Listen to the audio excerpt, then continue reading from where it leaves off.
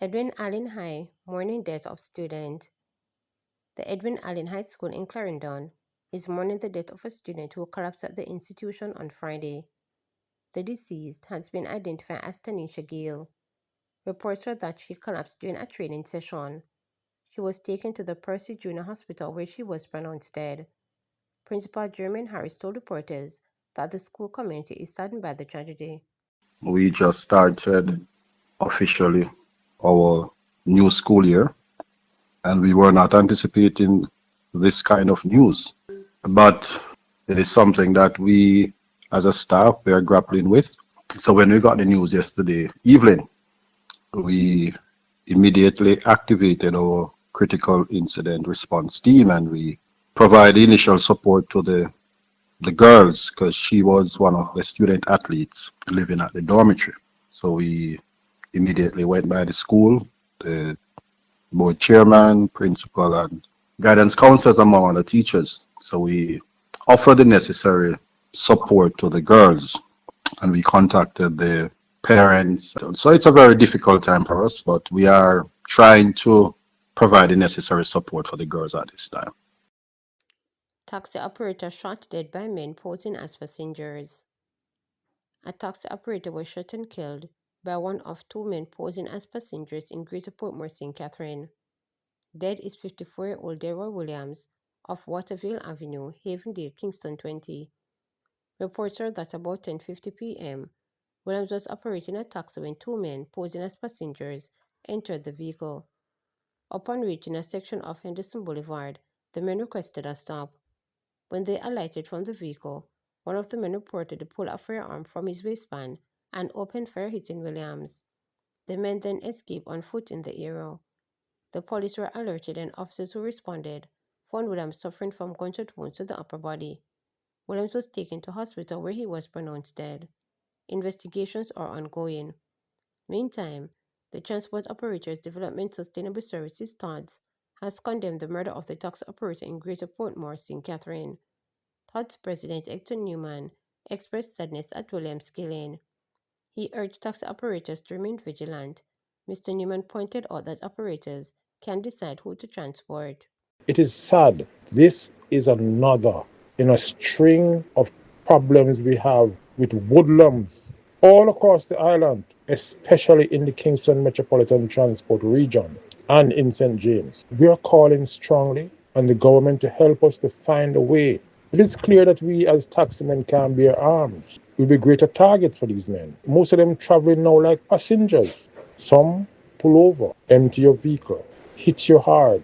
There are operators who are suffering right now in medical institutions from robbers and woodlums. Be more observant as they operate on these thoroughfares, especially in dark areas, as like the one from Greater Portmore to Hellshire, hours of night. So just don't take them. You don't have to take them.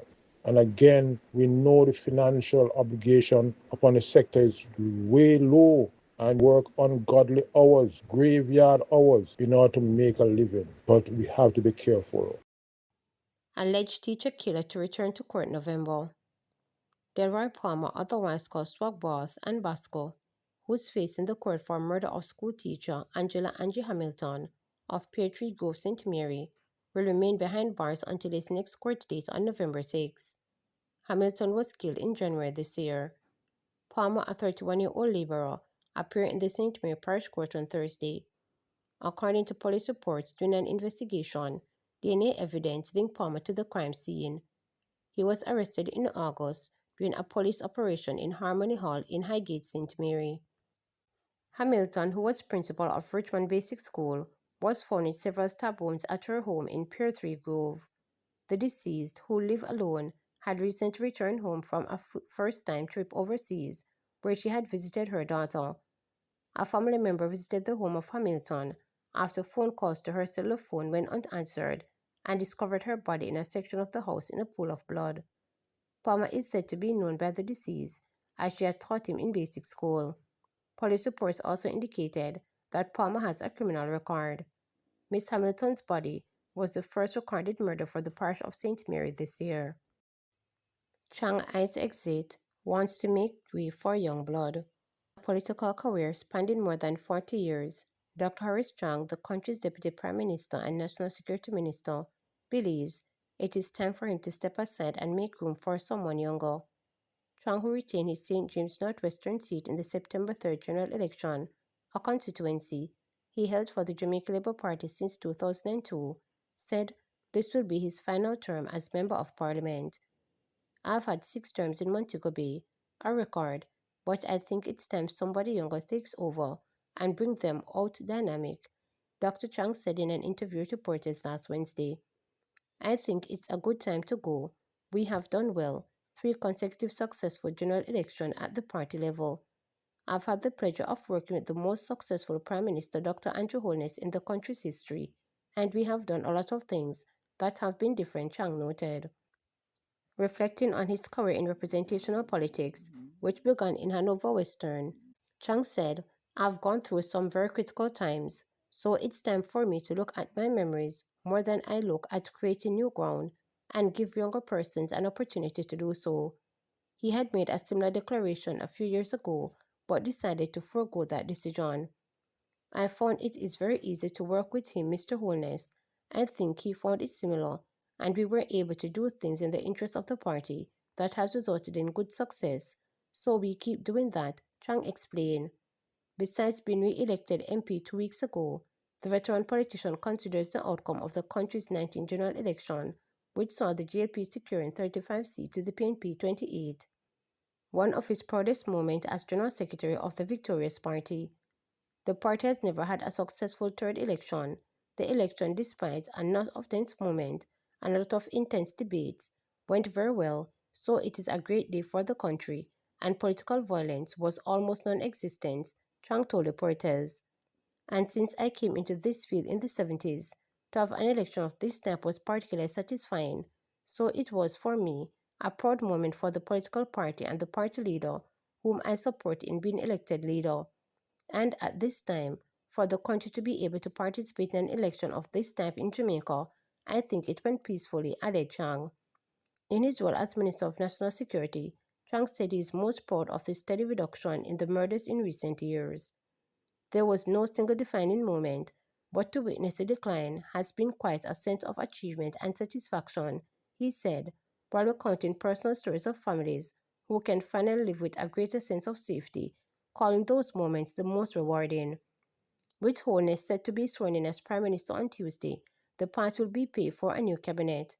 However, leaving the naming of government ministers included the national security portfolio to Prime Minister Holness, Chang limited his comments on whether he'd like to be returned to be portfolio or who he sees as a successor, noting that the party has a depth of talent.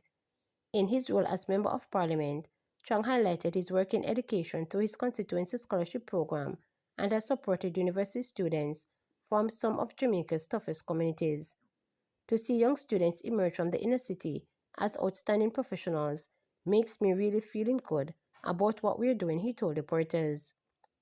The long-serving MP emphasized that his constituency team remains strong and will ensure a smooth transition after his departure. While he did not disclose who he likely succeed him, is assuring constituents that they will continue to receive effective representation. At 72 years old, Chang, who said he is in good shape, intends to focus on his health, spend more time with his family, and possibly put pen to paper to document his long storied journey in politics and public service. I may decide to put some notes down in my life.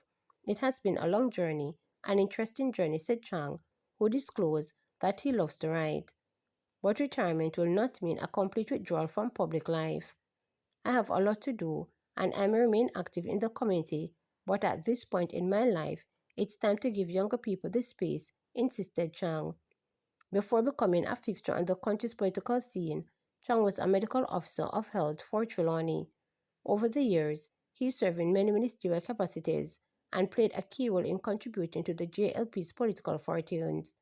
His decision to step away at the end of this term marks the closure of a significant chapter of the island's modern political history. To subscribe, like, share, and click the notification bell for daily updates.